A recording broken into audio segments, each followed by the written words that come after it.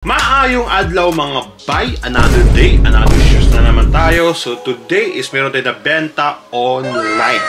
Yeah boy! Online. Ito pa na may nabenta tayo sa ito.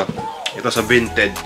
Ayan, nabenta natin ito sa Vinted. Buti matagal-tagal din ako hindi nakabenta sa Vinted. Buti nakabenta ako dalawang shoes. Tapos meron din akong nakausap na mag-meet up kami. Sana kukunin nyo itong New Balance na itong New Balance na yan. Sana ano, parang nag-flick yun eh.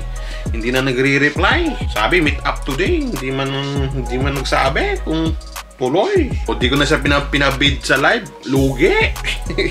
Hinihintay ko na lang sa Vinted na benta. Ayan, at least doon may tubo tayo. Sa live walang tubo. Ito pala ito. Ayan. Tadang! Yeah boy! Dito tumubo tayo dito ng 35 euro. Not bad, di ba? Kasi ibenta natin sa live lugi. Ayan, tapos may nabenta din ako pang basketball. Ito. Finally nabenta natin to online. So tumubo din tayo dito ng I think 60 euro tinubo ko dito. Pero sobrang tagal na po sa akin to. Siguro 2 or 3 years na. 2 years na to sa akin to. Ayan, limited edition na na Jordan 36 Paris. Yan, numbered pair po yan mga bay, ha. Tapos isang Anthony Edwards naman nabenta natin online. Ayan, yun. So di ko na pakita yun kasi lagi nyo na nakita yung mga Anthony Edwards na yan. So yun yung nabenta natin online. 4 yung nabenta natin online. At saka yeah, ipapaship na natin. Tsaka meron din ako ipapaship papuntang hala.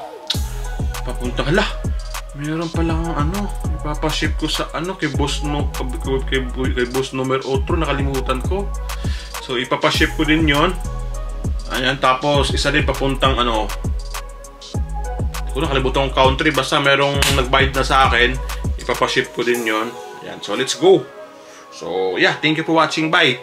And then don't forget to like and follow for more video. Ayan, baka may gusto kayong bilhin dito sa house shop ko. Ayan, so thank you for watching. Bye.